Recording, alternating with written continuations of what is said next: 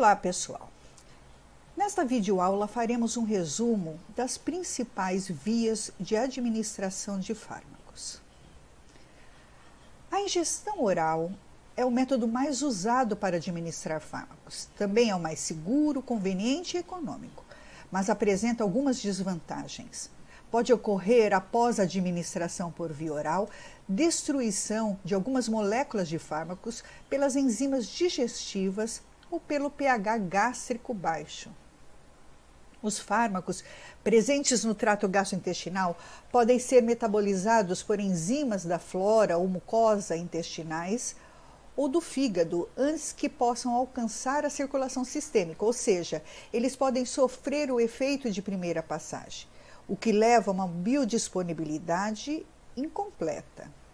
A taxa de absorção pode sofrer interferência do esvaziamento gástrico.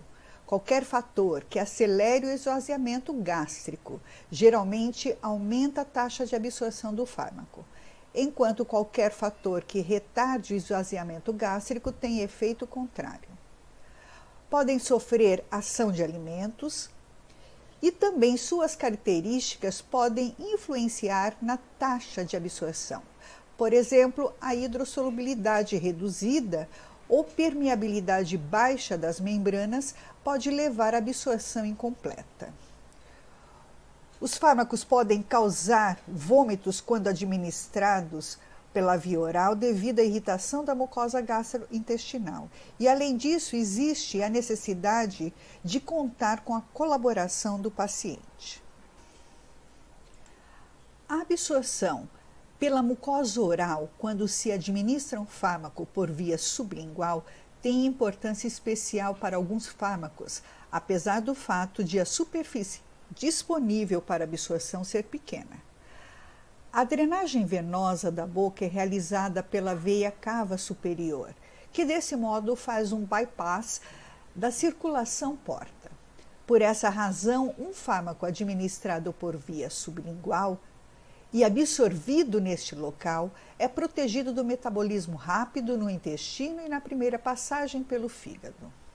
Por exemplo, a nitroglicerina sublingual, administrada na angina do peito, tem ação imediata, porque não é ionizada, tem lipossolubilidade alta e não está sujeita ao efeito de primeira passagem antes de chegar ao coração e ao sistema arterial. Mas também apresenta desvantagens. Não é apropriada para uso crônico, podendo causar irritação da mucosa. Salivação excessiva pode fazer com que o paciente engula o medicamento, diminuindo, portanto, sua absorção na mucosa oral. E é imprópria para substâncias irritantes e de sabores desagradáveis. A via retal é uma opção para diminuir o efeito de primeira passagem. Cerca de 50% do fármaco que é absorvido pelo reto não passa pelo fígado, e assim o metabolismo de primeira passagem é menor. A administração retal pode ser recomendável, por exemplo, para pacientes com náuseas, vômitos, com dificuldade de engolir, pacientes sedados, pós-operatório e pacientes pediátricos. Entretanto, a absorção retal pode ser irregular e incompleta, e alguns fármacos podem causar irritação da mucosa retal. A injeção por via subcutânea pode ser realizada apenas com fármacos que não causam irritação dos tecidos. Caso contrário, pode provocar dor intensa, necrose e descamação dos tecidos. São administrados pequenos volumes e podem ser suspensões pouco solúveis. A absorção dos fármacos implantados sob a pele, na forma de pellets sólidos, ocorre lentamente ao longo de semanas ou meses. Então, alguns hormônios, por exemplo, anticoncepcionais, são administrados eficazmente dessa forma. Em geral, a taxa de absorção depois da injeção subcutânea de um fármaco é suficientemente constante e lenta para produzir um efeito prolongado, em comparação às vias intravenosa e intramuscular. Uma outra vantagem é que pode ser usada para automedicação. Mas dentre as desvantagens podemos citar a absorção prejudicada em falência circulatória periférica, e o uso crônico pode causar lipodistrofia, que é uma inflamação do tecido adiposo, levando a uma absorção irregular. O efeito do fármaco pela via subcutânea pode ser prolongado se usado sob a forma relativamente insolúvel de liberação lenta, ou ainda utilizando-se pellets com o princípio ativo e os implantando subcutaneamente. Além disso, é possível variar intencionalmente o período durante o qual um fármaco é absorvido, por exemplo, com a injeção de insulina, usando variações do tamanho das partículas, ou então variando o pH. O acréscimo de um agente vasoconstritor em uma solução do fármaco a ser injetado por via subcutânea também retarda a absorção.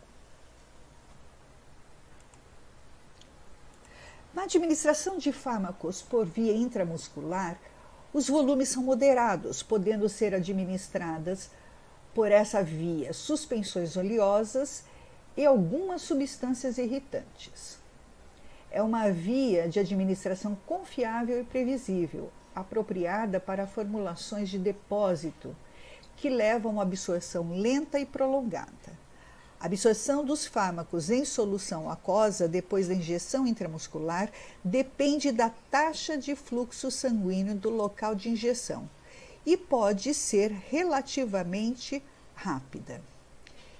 Efeito mais rápido que a administração por via subcutânea. Quando o fármaco é injetado em solução oleosa ou suspenso em vários outros veículos de depósito, a absorção resultante depois da injeção intramuscular é constante. Pode ser uma via de administração útil em pacientes inconscientes ou com vômitos. Mas dentre as desvantagens temos o fato de ser dolorosa, e cuidado precisa ser tomado com o veículo de diluição do fármaco. A absorção pode ser modulada até certo ponto por aquecimento local, massagem ou exercício, já que depende da taxa de fluxo sanguíneo no local da injeção. Em geral, a taxa de absorção depois da injeção de uma preparação aquosa no músculo deltoide é mais rápida que quando a aplicação é no glúteo maior. A taxa é especialmente mais lenta nas mulheres depois da injeção no glúteo maior. Uma alteração atribuída, possivelmente, à distribuição variada de gordura subcutânea entre homens e mulheres, e porque a gordura é relativamente pouco irrigada. Na via intravenosa, os fatores que limitam a absorção podem ser anulados pela injeção dos fármacos em solução aquosa, porque a biodisponibilidade é total, ou seja, o fator de biodisponibilidade é igual a 1, 100%, e a distribuição é rápida. Além disso, a liberação do fármaco é controlada e assegurada com precisão e rapidez, o que não é possível por qualquer outra via. Algumas soluções irritantes podem ser administradas apenas por essa via, porque quando o fármaco é injetado lentamente, o sangue circulante causa diluição acentuada. Existem vantagens e desvantagens com a administração intravenosa. O paciente pode ter reações indesejáveis, porque o fármaco pode atingir rapidamente concentrações altas no plasma e nos tecidos. Existem situações terapêuticas nas quais é recomendável administrar um fármaco por injeção em bolos e outras nas quais a administração mais lenta e prolongada é desejável, por infusão. A infusão intravenosa dos fármacos exige determinação cuidadosa da dose e monitoração rigorosa da reação do paciente. Depois que o fármaco é injetado, geralmente não há como retirá-lo. As injeções intravenosas repetidas dependem da possibilidade de manter uma veia desobstruída. Os fármacos administrados em veículo oleoso, os quais causam precipitação dos elementos sanguíneos ou hemólise das hemácias, e as combinações de fármacos que formam precipitados não devem ser administrados por via intravenosa. Os fármacos administrados na circulação sistêmica, por qualquer via, com exceção da intraarterial, estão sujeitos à eliminação potencial na primeira passagem pelos pulmões, antes da distribuição para o restante do corpo. Os pulmões também atuam como filtros para partículas que possam ser administradas por via intravenosa e constituem uma via de eliminação de substâncias voláteis. A asepsia, deve ser assegurada, especialmente quando os fármacos são administrados continuamente, por exemplo, na infusão intravenosa. Várias outras vias parenterais podem ser utilizadas, embora com menor frequência e com finalidades específicas. Podemos citar intradermal, que tem sido usada para o diagnóstico e para identificação de alergênicos; intraperitoneal, que é utilizada quando se necessita administrar grandes volumes de solução. Isto porque esta via é constituída de grande superfície de absorção. É utilizada, por exemplo, na diálise peritoneal. Além disto, esta via também tem utilidade para administração de medicamentos a animais de laboratório. Intracardíaca é utilizada eventualmente para a eutanásia em animais de laboratório. Intratecal envolve a penetração de fármacos através de membranas que revestem o sistema nervoso central. Quando se deseja efeito rápido, a barreira hematoencefálica frequentemente impede ou retarda a entrada dos fármacos no sistema nervoso central. E isso reflete as atividades da glicoproteína P e de outros transportadores que realizam efluxo. Por essa razão, quando é desejável obter efeitos locais rápidos dos fármacos nas meninges ou no eixo cérebro-espinhal, por exemplo, anestesia espinhal, alguns fármacos são injetados diretamente no espaço subaracnoide medular. A asepsia deve ser assegurada para a administração de fármacos por via intratecal. A via intraarticular, que é utilizada quando se necessita de efeito anti-inflamatório localizado em uma determinada articulação, por exemplo, a administração de fármaco na artrite reumatoide. Intraarterial é utilizada no tratamento de tumores hepáticos ou cânceres de cabeça e pescoço. Ocasionalmente, alguns agentes diagnósticos são também administrados por essa via, por exemplo, a albumina sérica humana marcada. Os fármacos administrados por via intraarterial não estão sujeitos à eliminação pelos pulmões antes da distribuição para o restante do corpo, diferente das outras vias parenterais. E ainda outras vias como intravítrea e capilar. A via respiratória é utilizada para administração nasal com sprays, por exemplo, ou inalatória com aerossol e nebulizador. Fármacos gasosos voláteis podem ser inalados e absorvidos através do epitélio pulmonar e das mucosas do trato respiratório, sendo a absorção, portanto, pulmonar.